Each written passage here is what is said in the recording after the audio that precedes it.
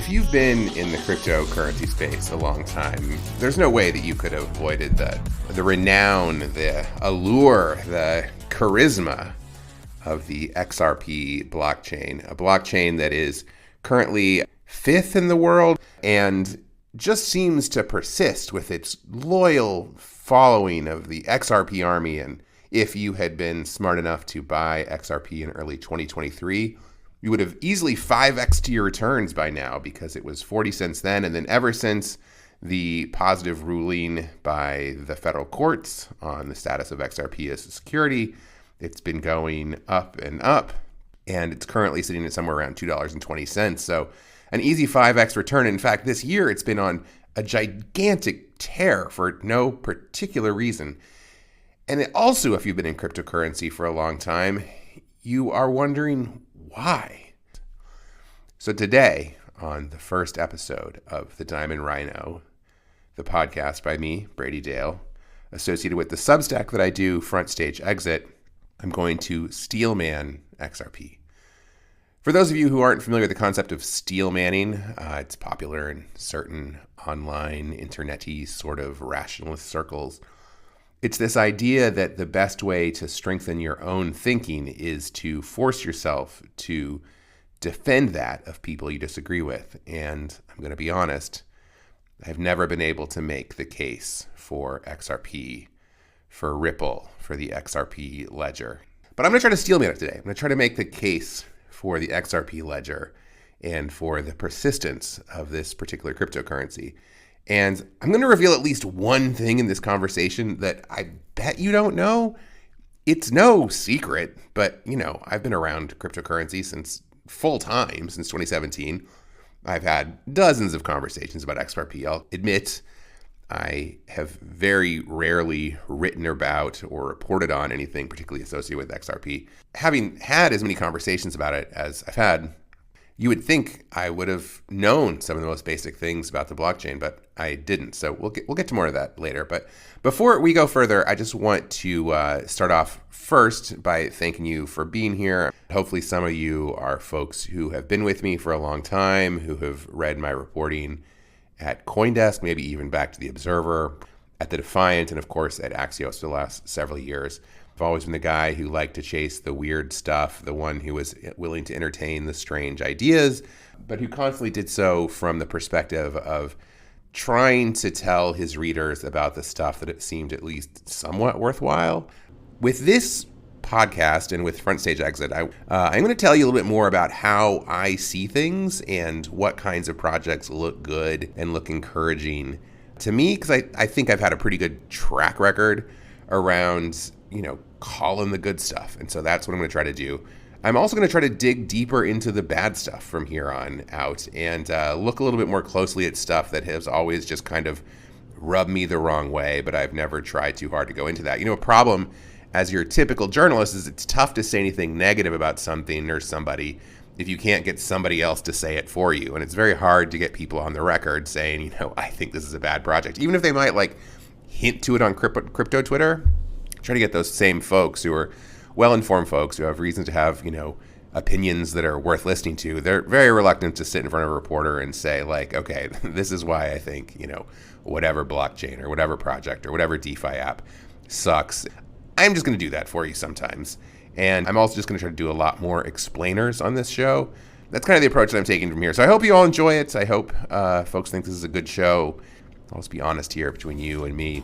I've wanted to do a podcast for a long time. I wanted to do something in my own voice. I wanted to talk to you for years now. Just never quite got a chance to do it. So that's what we're here to do now. So welcome to Diamond Rhino.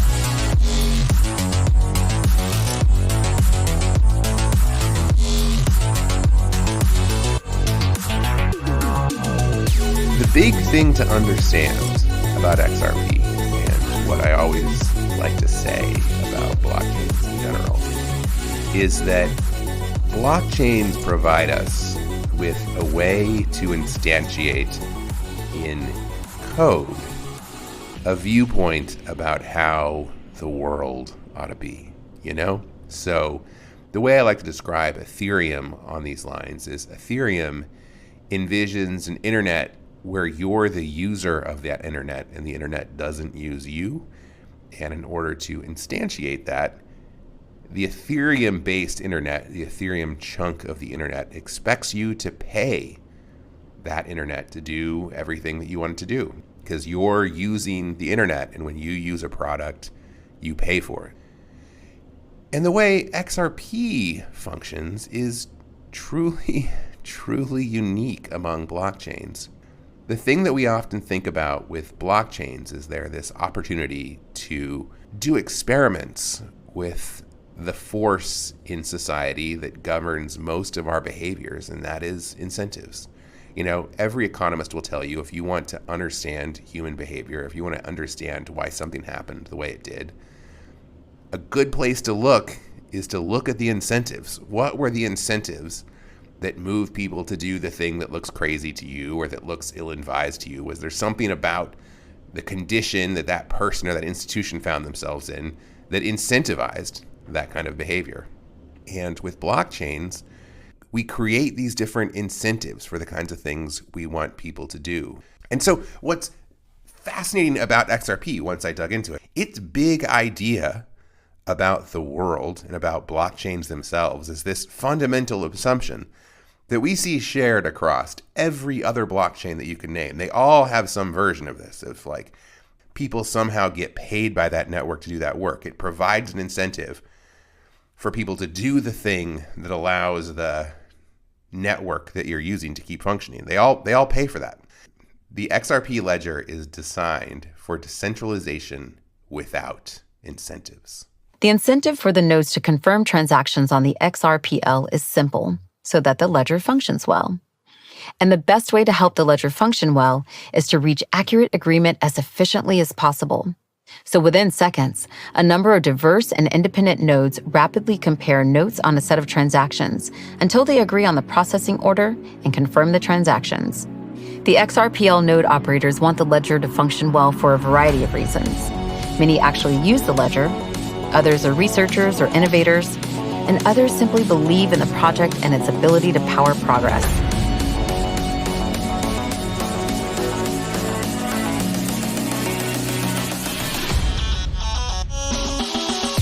So, okay, this ecosystem of XRP, Ripple, the XRP ledger is all really confusing. And one of the reasons it's confusing is if you start digging into the history of the thing, you find that particularly for stuff that comes out of Ripple, they're constantly starting things and ending things. They're giving things one name. They're changing the name later. They're changing the name again. They're merging it into something else.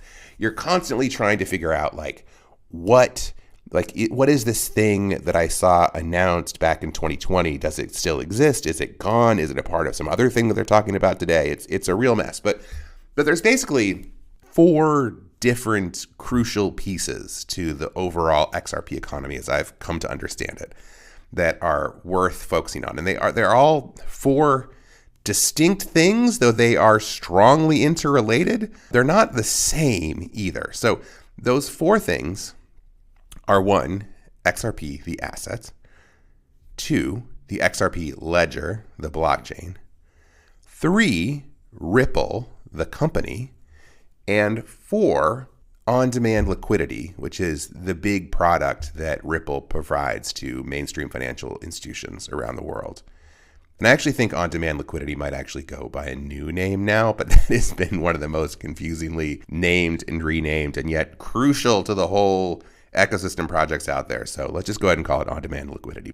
So this all goes back to 2011 when David Schwartz, Jed McCaleb, and Arthur Brito came together to create what is now known as the XRP ledger and XRP. And by the way, in the early days, XRP, the token, was known as Ripple. Okay, you will make people lose your minds if you say that right now. If there was a calm person in the room, they would scream in my face for daring to say that. The name is XRP, it's not Ripple. Well, listen, the reason that RP is there is it stands for Ripple. Back in the early days of crypto, when you started a new token, that it was pretty normal. It wasn't uniform. I mean, there's no rules, but a lot of them had X's in the front of the name. That was just kind of a thing. Another one is Tezos, XTZ.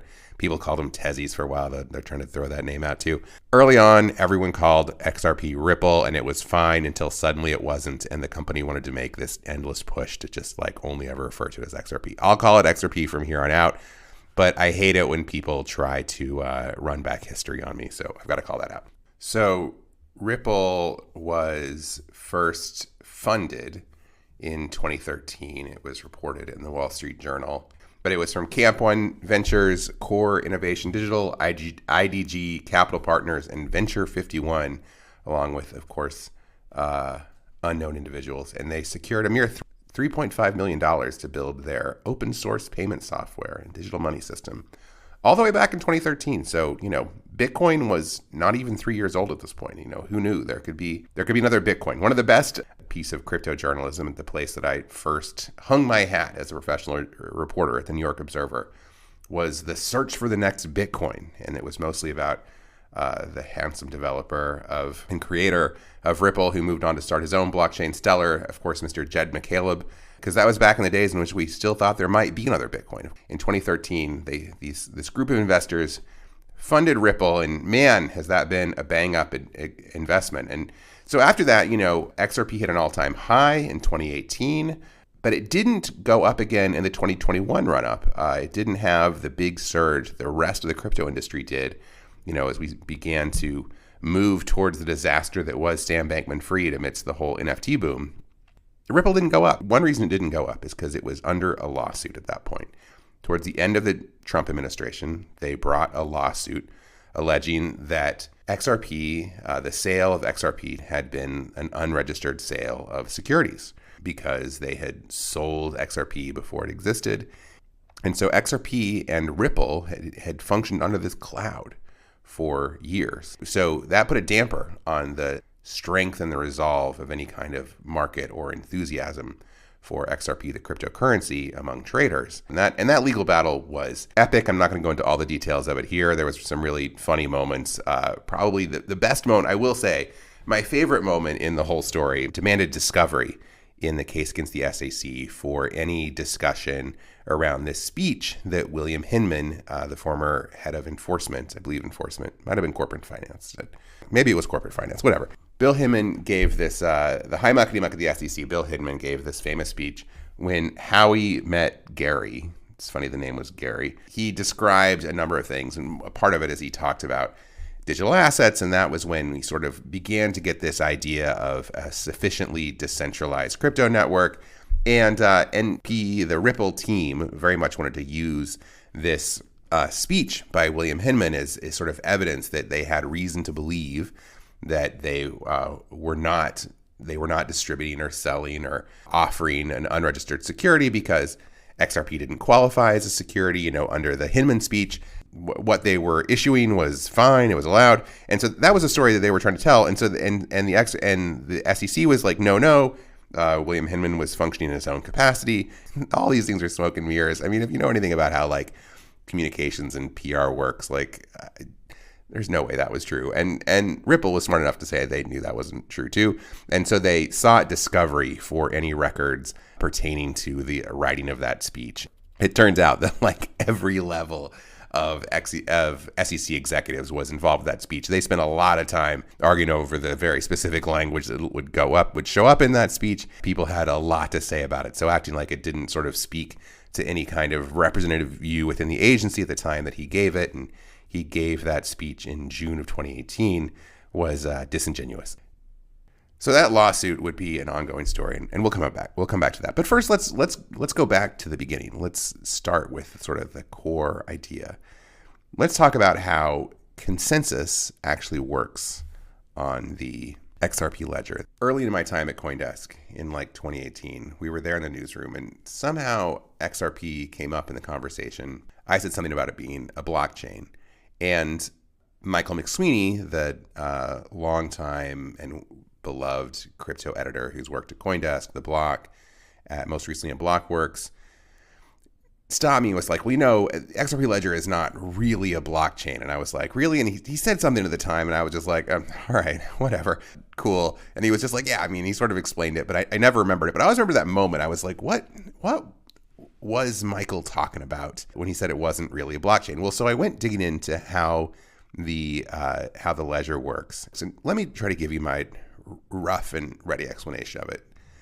The XRP ledger, it's sort of like every individual node can kind of do its own thing, sort of. Every node on the ledger has its own list, its node lists of other nodes that it listens to. Okay, and that list sort of decides for that individual node in the ledger when it is ready to move forward and to add another block to the chain. So, you know, you probably know the way blockchains work is transactions get floated out onto the internet, you know, thrown in the direction of nodes that operate a given blockchain. And those nodes grab those transactions, and based on rules, they put those transactions in order. And when they have enough of them, or when the prescribed amount of time has passed, or when, you know, other events occur, they say, all right, this is all of the transactions that are going into this block. They stamp them, they seal them cryptographically, they generate a proof that they did in fact seal those things cryptographically that can be verified, and then they put a hash of that block of transactions into the next block of the ledger, so you can know that they're linked inextricably, and they'll be linked forever. You know forever the order of all the transactions, you know the orders of all the blocks, and all the blocks indicate the order of the transactions within them, et cetera, et cetera, et cetera, right? Miners are forced stakeholders. Natural stakeholders have to act through miners. Miners want high fees. They're not the producers of the system's value. They're the people who sort of take value out of the system and use it to buy electricity and use it to buy ASICs and use it to make a profit. They make a profit from solving other people's problems. They're classic intermediaries. But again, not necessarily a bad thing. Works fine. You know, like if that sounds awful, well, Bitcoin's still doing great. It's still the granddaddy of them all. It's still the value is held. So the way the XRP ledger works is each individual node is, you know, listening for transactions. It's throwing them into its version of the block, and then it's throwing them out to its other nodes on its own list. So each one has its own list. And once 80% of the nodes that it's on its own list moves forward, then that node's perspective is, well, then it's time to move forward. And the theory here is there can be slightly different lists out there, but as long as they all largely overlap enough, you kind of end up with one overall ledger, and it seems to have worked. But you can see how it's like from the perspective of any individual node, it's making its own decision about when to move forward. You know, in theory, we could have some pretty different lists out there. We'll get to that. And so it's kind of like each thing is moving forward on its own. It just so happens that the way things are designed, everything moving forward on its own ends up having the same transactions in the same order on its list. And so the blockchain is uniform throughout. So that's why I say it's like more like a weave. So then let's talk about incentives, right? Because incentives are pretty different on the XRP ledger. So like the incentives of Bitcoin, you will get paid if you are the one who manages to write a block, encrypt it, crack that encryption first, and then broadcast that encryption out to the network and say, like, I encrypted this block. That incentive of winning that new Bitcoin is enough. It's a sufficient amount of funds that people will want to provide that service of making these blocks, encrypting them, and fighting to figure out the right answer to the block, right? So it's all about giving people a reason to want to contribute to the security of the system.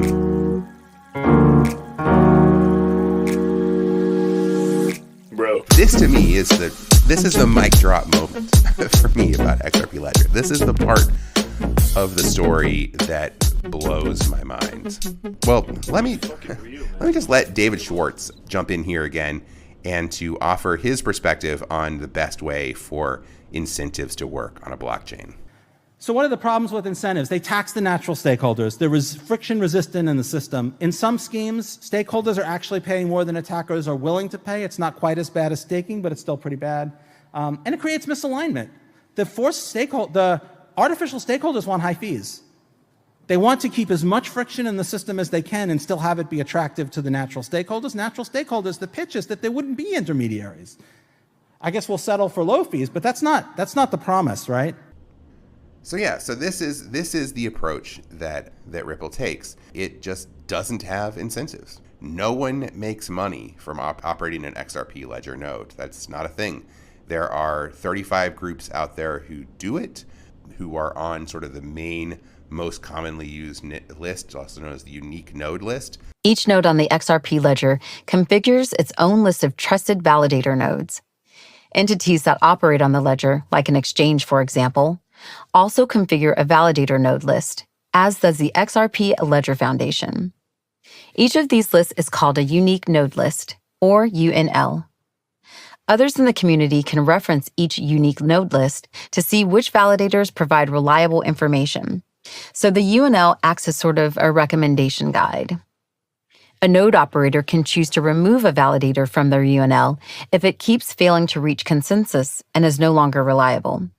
This is how nodes gravitate towards proven validators. 35 big groups do it. Lots of them are various kinds of crypto companies, specifically like XRP ledger related companies. Probably a lot of those companies do other kinds of validation services out there. They probably validate Polkadot. They probably validate Ethereum. There are companies who make that their whole business to like work on validating blockchains and to post things to them. And they might have some other business with XRP that makes that relevant for them to do. Interestingly enough, there's 6 universities by my count on the unique node list. It seems like Ripple has a lot of money because it has this enormous war chest of XRP.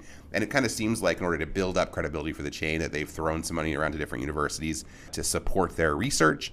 And probably a part of that was, I'm sure they didn't force them to do it, but hey, if you wouldn't mind setting up an XRP ledger node out there, that would look good for us. It wouldn't cost you much of anything. It is a few universities all over the world. There was one I saw in Italy. There's one in my home state of Kansas. There's one in Australia that I found. So different kinds of universities all over the world have it.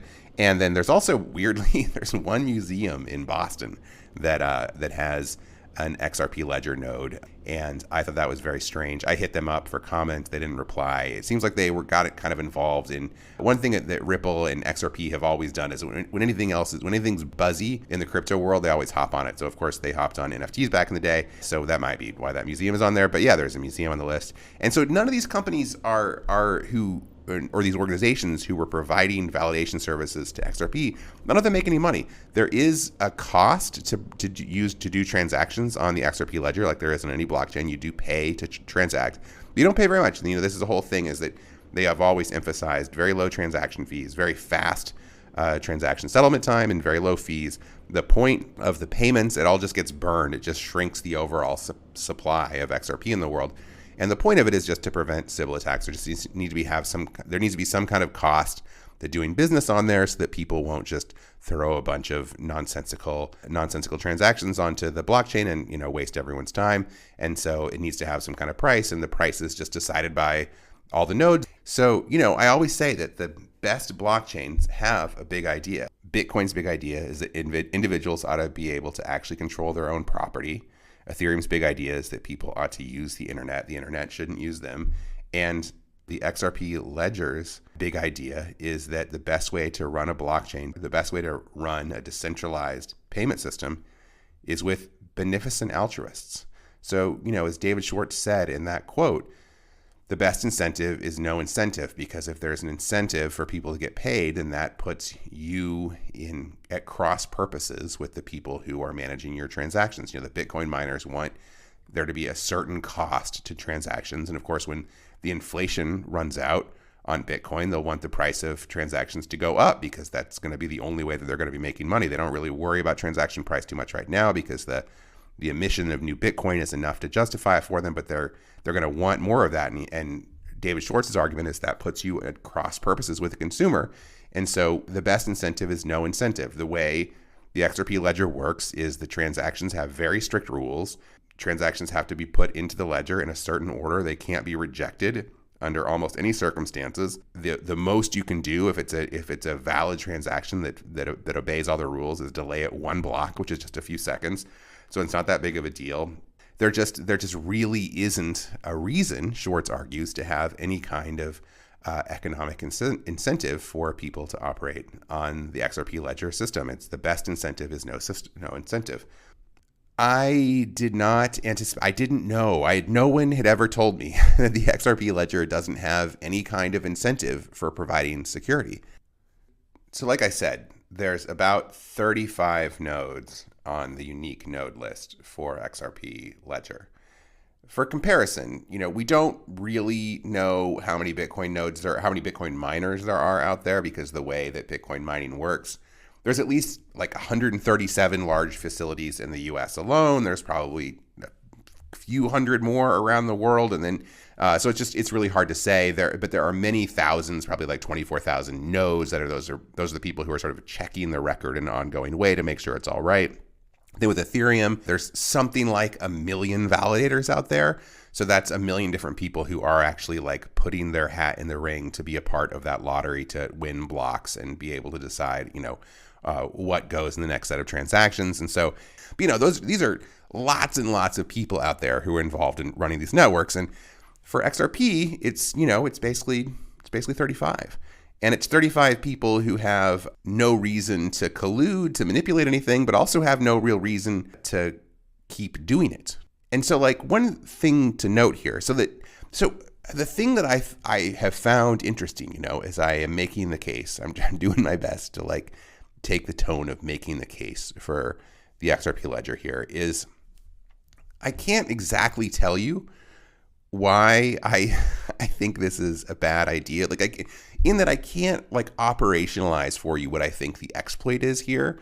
Like, what is it that people might be able to do given what we know about how the XRP ledger operates? Like, if Jed and David really did write this code so that you really can't get transactions out of order and you couldn't move people's funds, I don't know, like what is it a person could do? It's not 100% clear to me, but I am somewhat disturbed by the fact that the number of nodes on the network is so small. And this is one of the things I think is worth understanding, is that like theoretically you could have whatever list of nodes that you wanted on your particular XRP ledger validator. I could throw up a validator right now, and if I had the coding skills to start verifying the XRP blockchain and deciding what transactions could go in, I could do that right now, and I could theoretically define my own list of nodes that I would listen to. I could pick and choose among the ones out there. There are lots more than 35 that are on the network.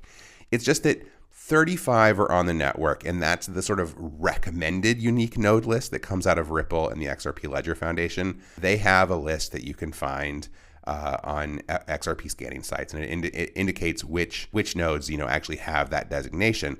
And I found someone commenting online saying that they had set up an XRP node, and they found they couldn't modify this unique node list in the sort of standard implementation of the XRP Ledger validator code.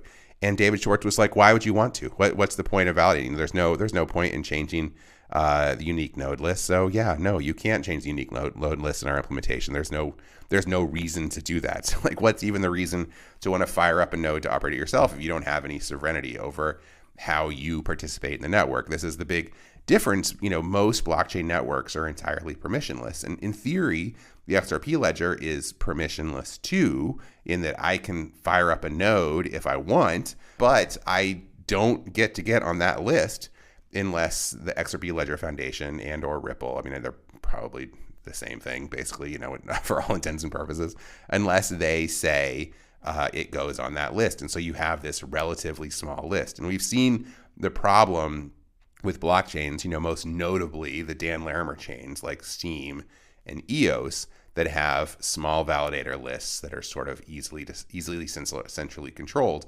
They have a way of going wrong. Now, the XRP ledger really hasn't gone wrong thus far. It has been able to keep moving forward in an effective way. That could be because this actually is a brilliant design and the best incentive really is no incentive, or it could be just because it hasn't been worth it to try because it's not the most attractive blockchain in the world in terms of like real transactions and real use cases. So, there is one level on which there is the network controls and polices itself.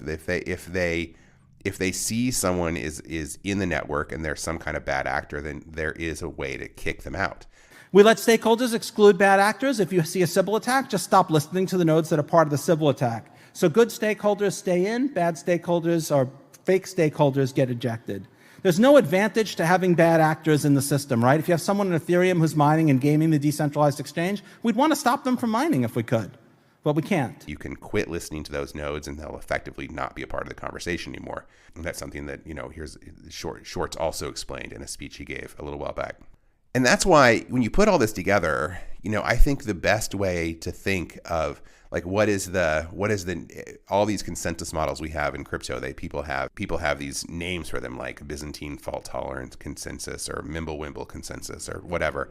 I think the right way to describe consensus on the XRP ledger network is altruistic oligarchic consensus. The altruistic oligarchy, the people who have no reason to run this thing, and yet they do.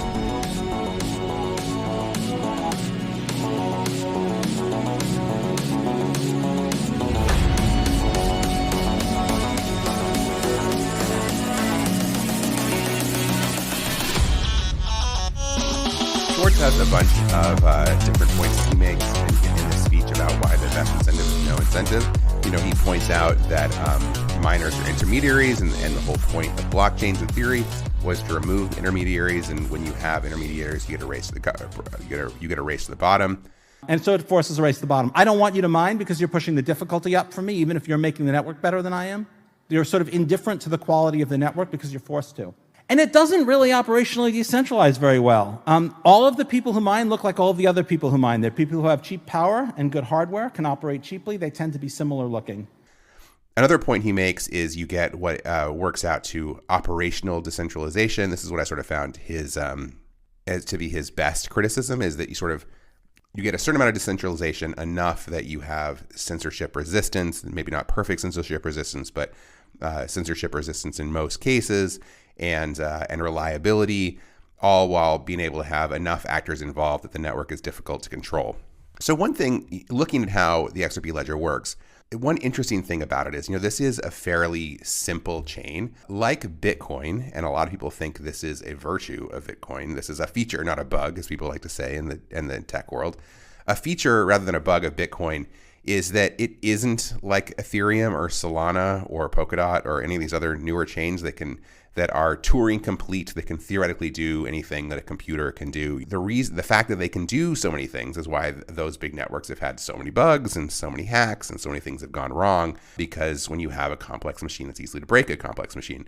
Well, Bitcoin is a much less complicated machine. There hasn't been any big bugs for a very, very long time. There were a few extremely early on, but not much for a long time. And the same can largely be said for the XRP ledger. There just really hasn't been a ton that's gone wrong with it. And in fact, when you look at the whole construction of the thing, from the beginning, the XRP ledger was built to have native tokenizations. That meant that you could put assets onto the chain that could represent external things, like, for example, dollars. It had the idea of dollars on chain as a part of the design from the day one. Anybody can create a token on the ledger, and they don't need a smart contract to do so. It's a native function built into the XRP ledger. It's also fairly simple to tokenize an asset. And I think you can make an argument that if you just want to do very simple things with tokens, if you just want to send them around and to trade them, and you don't want to get a lot fancier with them, well, the XRP ledger could actually be a really good substrate for doing that, because in fact, the chain was designed to do it natively. It doesn't require a smart contract.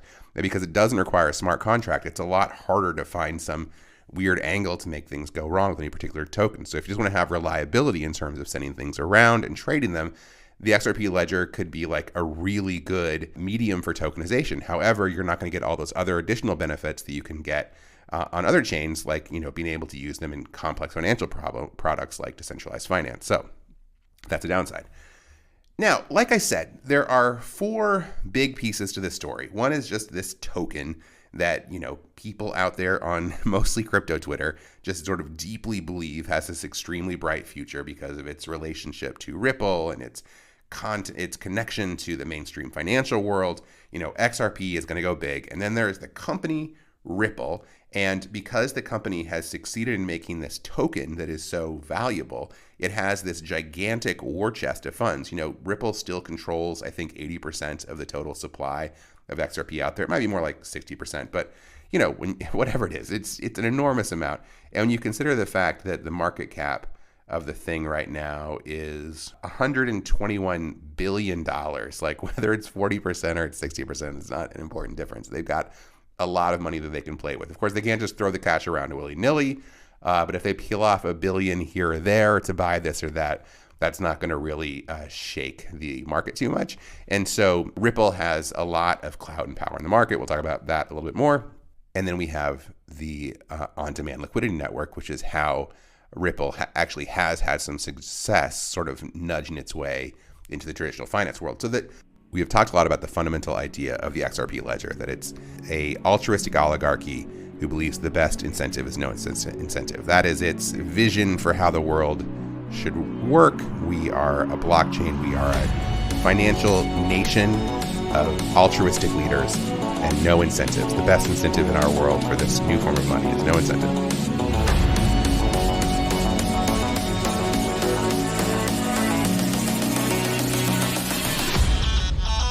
We haven't talked about what the raison d'etre for Ripple itself was. And Ripple itself, they wanted to bring cryptocurrency into the world of banks and big business and give them access to blockchains and faster payments and alternative payment rails that they had more control over. And that is the thing that Ripple has always wanted to be good at. Brad Garlinghouse continues to describe Ripple as the blockchain for big business.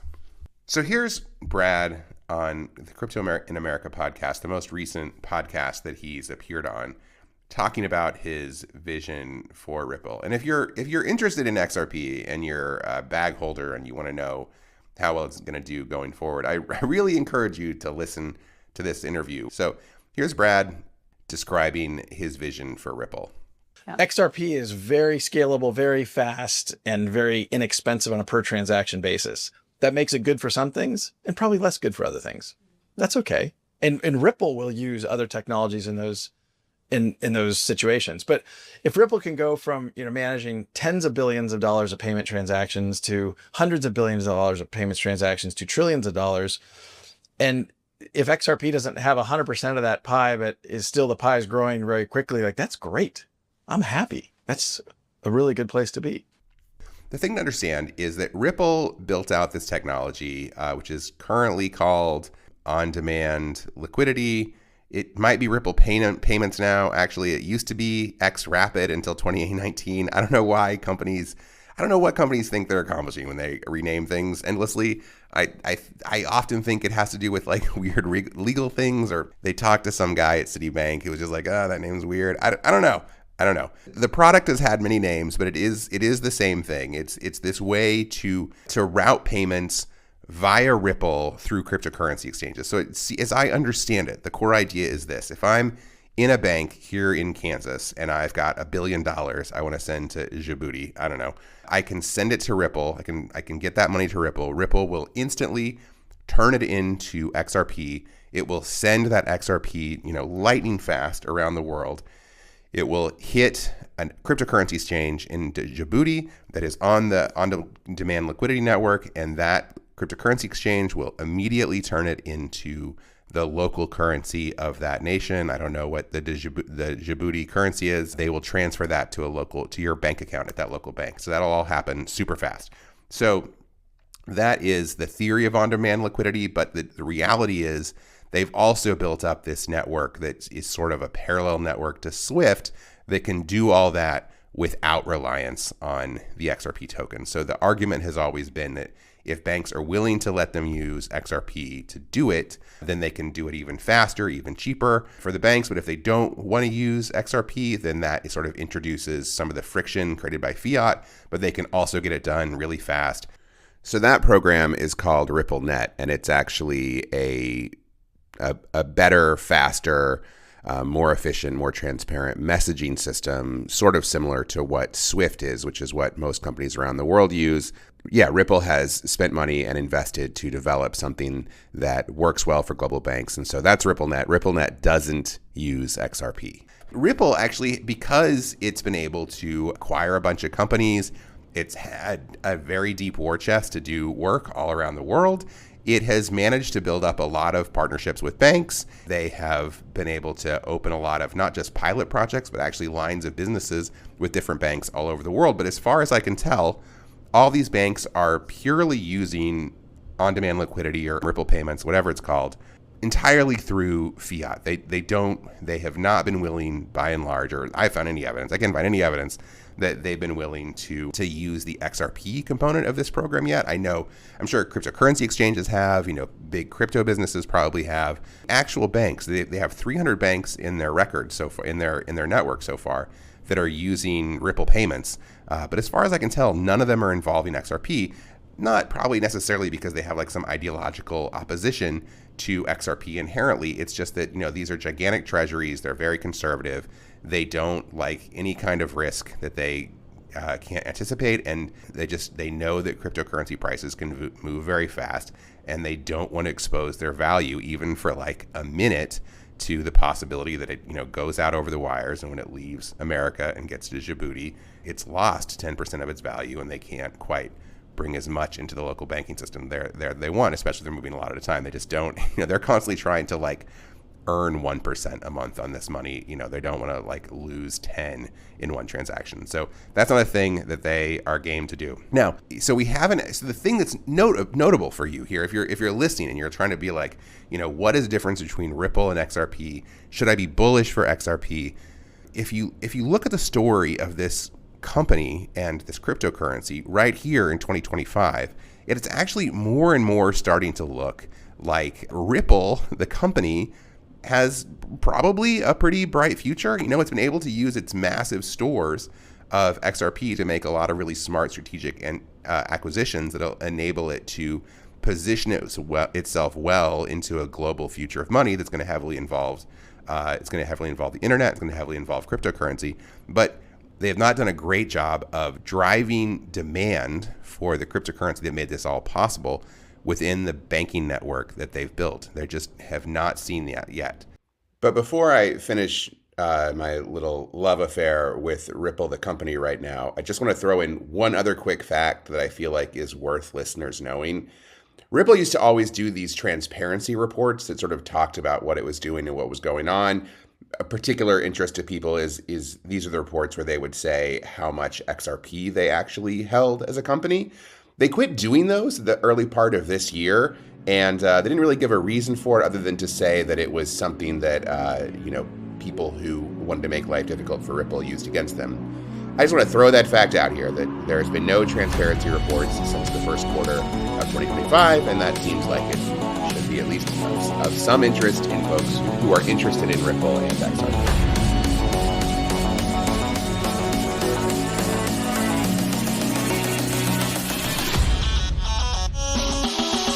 The way I always think with Brad Garlinghouse and Ripple and the story of blockchain and the decentralized web of money, I always sort of think of Brad as kind of like the hero we deserve, because obviously we've made a lot of mistakes along the ways. We have had a lot of cell phones. We have embarrassed ourselves endlessly. We've made it possible for a lot of villains to rise and take a bunch of innocent, if somewhat silly people down with them. There's a lot that we have to be ashamed of, and yet it is kind of Brad Garlinghouse and XRP and Ripple that saved the industry. Now, they always say the pioneer takes the arrows. Well, hey, it wasn't Satoshi Nakamoto that took the arrows for the industry. No, it was Brad Garlinghouse. And let's be real.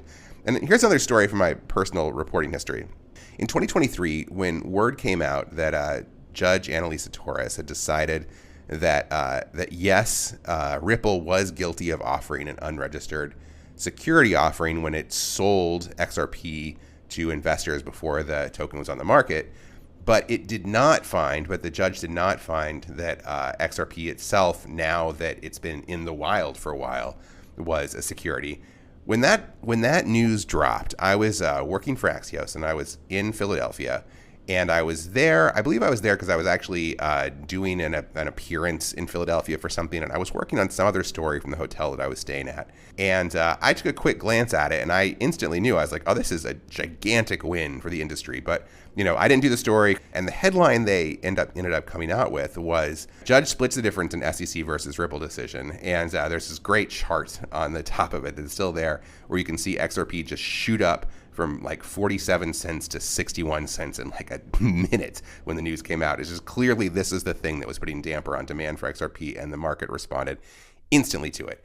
And when I read the story, I was just like, the judge didn't split. I mean, they did split the difference in that Ripple got busted with a big old fine. The important part here from the industry's perspective is that XRP, the asset, was fine. This crypto asset that didn't carry with it equity, it didn't carry with it any kind of yield. It was just a typical coin that helped a blockchain operate, much like Ethereum, much like Bitcoin. It was not a security and could be freely traded on the more open market, according to the court. This was gigantic news. And I had always known, I had said for years that a finding like this in U.S. law was inevitable to happen someday. But here it happened. It happened in 2023. And the reason I'm telling you the story is because I remember after it happened, a bunch of my coworkers, and most particularly my editor at the time, told me that I was wrong. You know, he had looked into a little bit and he saw some pretty smart people, by which I'm pretty sure he just means Matt Levine, the writer at Bloomberg, saying that there was no way that this decision was going to hold up. But it did hold up. I mean, it didn't ultimately end up getting tested in the Supreme Court. There were some other cases that came along that cited the Ripple decision. There were some other cases that were counter to it, of course. And then it all got sorted out when Trump came into office and the SEC was like, screw all this nonsense over what is and isn't a security. Most of these coins are in fact not securities. Obviously, they're not carrying equity. They don't have yield. They don't have, any of these other assets that make them look security-like. And by the way, an instrument isn't a security. A transaction is a security anyway. So you're being ridiculous, Gary Gensler. That all came very clear under the Trump administration quickly. But I don't think if this would have made it to the Supreme Court, especially considering the court as it's been operating lately, that this broad, expansive grab of power from Gary Gensler would have lasted. And so I was pretty sure this Torres decision was going to stand one way or the other, that in fact cryptocurrencies on the market were not securities. But the public would have never known that at that point in the story coming out, because even at my own publication, the lead of the story was it was mostly a loss. And it was only mostly a loss for Ripple that had to pay like $150 million fine. At least that was the fine that was levied on them, which sucks for them. I mean, they obviously can pay it, like no problem. They had the money. But for the rest of the industry, this was an extraordinarily bullish moment. But if you didn't understand this stuff in a deep way, you wouldn't have seen it. American reporters were pretty much monolithic on this idea that obviously all crypto assets were securities. I think the reason why so many reporters thought that crypto assets were securities, it came from a good place in their hearts, and they could see that so many people were getting hurt and losing money by like scams and rug pulls and just getting sucked into stupid projects that they really shouldn't have invested that much money into. Like, might have been fine ideas, but like, don't bet your house on it, buddy. And they thought some kind of consumer protection was needed for this market, which, perhaps is true. But the way we do consumer protection in this country is simply through disclosure. We don't do consumer protection through telling people what they should and shouldn't invest it in. So the idea that like something being a security sort of is there to protect consumers, it sort of reflects a fundamental misunderstanding of how our securities laws are meant to work. And it also reflects a misunderstanding that like cryptocurrencies created something new under the sun. We didn't have these kinds of assets that could move around freely that didn't need intermediaries. Previously, we had things like stocks and bonds, and there was no particular reason why those things couldn't just be trusted through an intermediary. You weren't losing anything in particular, but you can do a lot more with crypto assets. And the truth about crypto assets is if they were all securities, their value would all just go to zero, because the point of these things aren't just to be for financial gains. They are meant to be used to make things workable in the world, to enable products and services, which we're still figuring out what those are. Ripple has, I think, in a happy way, always focused on a particular segment, and that is really on the infrastructure side. Where some in crypto, I think, are looking at, I'm going to buy other crypto companies. If you look at Ripple's behavior, we're actually saying, well, we want to be the bridge between traditional finance and the decentralized finance world. So we're the decentralized finance piece. We're going to acquire things that are traditional finance.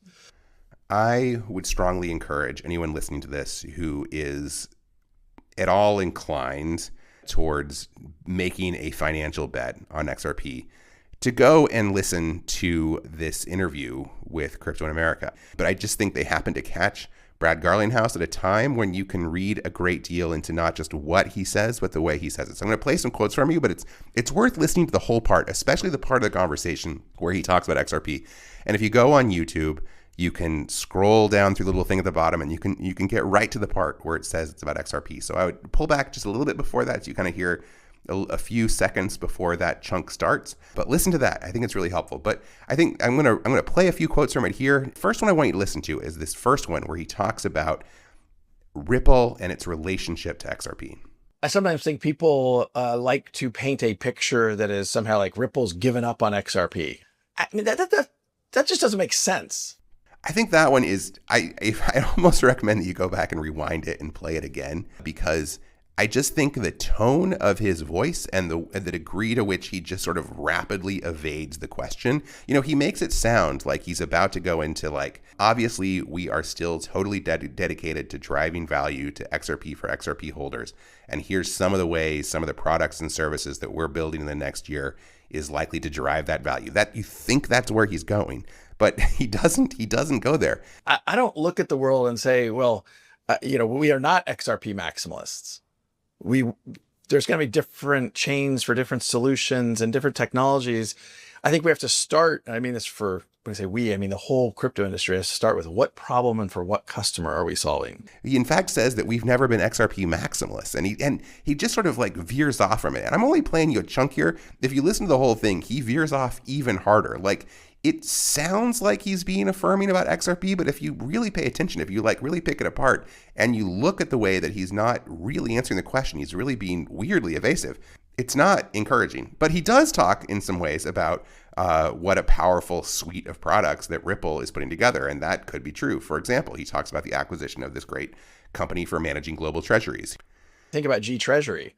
Okay, so Ripple wants to be as a treasury management infrastructure player. We now can introduce things like Ripple payments.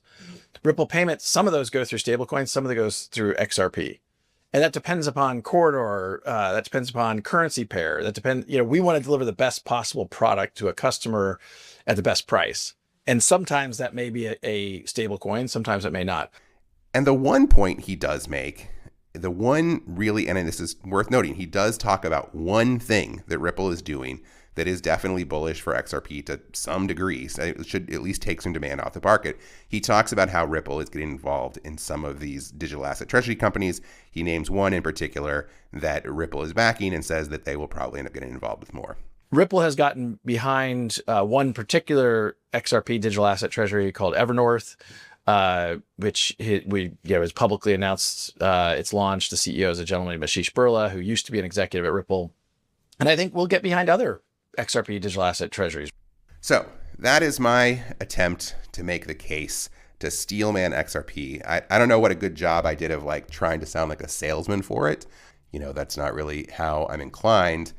But I hope at the least it did walk you through the basics of how XRP operates and try to make the case of how the people who built it think about it and how they think about themselves and how the community thinks about itself. I mean, the core idea is it's this blockchain that operates on the basis that its rules are sufficient to move it forward in an orderly way, such that the people who run it have no need for incentives. They will help it to run because the XRP is a valuable asset. It is worthwhile for them to have the XRP asset exist in the world. And so this low stress, low maintenance, low cost contribution they can make of running a node on the network is something that they're happy to do, and they're not going to manipulate it because there's no reason to manipulate it. And the other big idea of XRP and Ripple, the company, is that cryptocurrencies could be something that could make global banking work better. And so that is the business that they want to be in. Unfortunately, we haven't actually seen banks take them up on the opportunity of using cryptocurrencies, and it looks more and more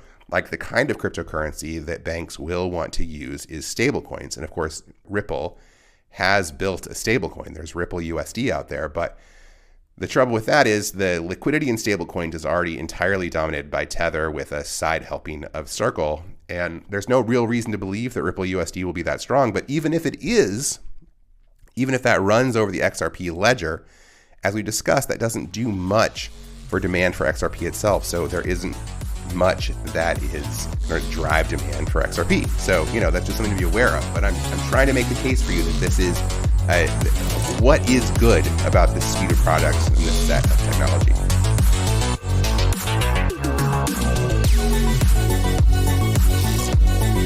Now, in closing, I'm going to be a little more frank here. As I studied Ripple, I couldn't help but have it draw to mind another network that I did a lot of research on years ago, and that was Block One. There's a decent chance you've never heard of Block One. Block One really hasn't been in the conversation for a long time. The way most people know about Block One right now is in its instantiation as an exchange called Bullish. Bullish is a subsidiary of Block One. Bullish actually owns my former employer, CoinDesk. And Bullish is an exchange of, I don't know, I think it largely operates in Asia. They just did an IPO here in the United States. I don't think it's widely used, but I don't really care. I haven't looked into it that much. But what's important about Block One as it relates to Ripple is they're both companies that spun up a gigantic supply of some token that they made a lot of money off of and then were able to start a business on their own. Well, they gave lip service to a certain amount of time, both of them for some number of years, that they were trying to drive value to the thing that they raised money for. When that wasn't really working out for them, they went on and did something else. So Block One raised $4 billion reportedly in the ICO boom. There's some skepticism that it was really that much, but they clearly got their hands on a lot of money. Whether it was quite $4 billion, who knows? It was a lot. A lot of people participated in this ICO to create this token called EOS. They raised the money on Ethereum, and then when EOS was built, the EOS migrated from Ethereum over to the EOS blockchain. And EOS was a failure from the start. It was a total bomb of a blockchain. Its fundamental design was terrible. That was obvious to anybody who thought about it when they first looked at it. I first looked at it and I was like, there's no way this thing's going to work. It persisted for a long time, largely for much the same reason XRP has persisted. It appealed to this thing that I talked about in my first essay of boomer crypto, this idea of like, make it crypto, but kind of make it more corporate and make it work better for business and focus all on like fastness and cheapness and don't worry so much about all the decentralization stuff because that stuff's nonsense. You know, I said like avoid boomer crypto. EOS was boomer crypto. XRP is boomer crypto. These are things that have the wrong priority. These products that are best built by centralized companies don't care about any of this blockchain nonsense, any of this openness and this open source crap. That's not what they're about. But so Ripple was able to spin up this token, build up a community about it, get nothing but vibes for years. There was never any real adoption by any major players of XRP. It was all just theory forever, but they had this army who was willing to yell about it on Twitter, and eventually that became big enough that it drove up this value, and then Ripple, the company, was able to take their mass hordes of XRP and use it to acquire a bunch of different companies that now it starts to look like they're putting together a decent business. Does that business really have anything to do with XRP, the economy that really made it all possible? Well, I'll submit to you that it doesn't, and we don't see that there's any evidence that it will. So here's my sort of final take on the 4 pieces of this puzzle that I described early on. Looks right now that Ripple has a bright future. I mean, why shouldn't it? If you're able to acquire a bunch of companies with basically like zero capital, which is effectively what they're able to do because they had all this XRP basically for free. So they were able to like, their cost to get to market was so much lower than any competitor who would come along that would have to like raise actual money from like actual VCs and like real dollars. But XRP, I don't know, man. XRP all still seems to be driven by the only thing that's ever driven action in that market all along, and that is hopium. Thank you all for being here with me for this first edition of Diamond Rhino. This has been a whole, I'm excited to start podcasting. I'm excited to start being on the microphones. I know that I'm going to learn a lot about this medium as it goes forward. I'm going to realize a ton of horrible mistakes I did early on. I hope you at least kind of enjoyed this episode. It wasn't too long for you. I promise it'll get better going forward. I tend to learn quickly. Look forward to that. Stick with me. If you liked this, even an inkling, even the slightest little bit, it's going to get so much better as we go, as I get used to doing this, as I get used to my workflow, and I get used to finding out how I want to do things in this whole audio format. But thank you so much for being here. Hopefully I see you next week. And until then, remember, it's a beautiful world out there, but encrypt your files. The new Lamborghini, yeah. The new Lamborghini, come on now. Lamborghini, yeah. Lamborghini, ooh. Lamborghini, whoa. Lamborghini. There's only one way it goes, There's only one way it shows, yeah. Like a rocket to the moon, like a falcon in the sky. She goes up, up, up, up, woo. Bitcoin's going up, come sing it, yeah. Bitcoin's going up. My Bitcoin's going up, sing it, yeah. Bitcoin's going up, up. My Bitcoin's going up, up. I swear every time I check, right, see that Bitcoin's going up, up. Yeah, every time I check, right, my Bitcoin's going up.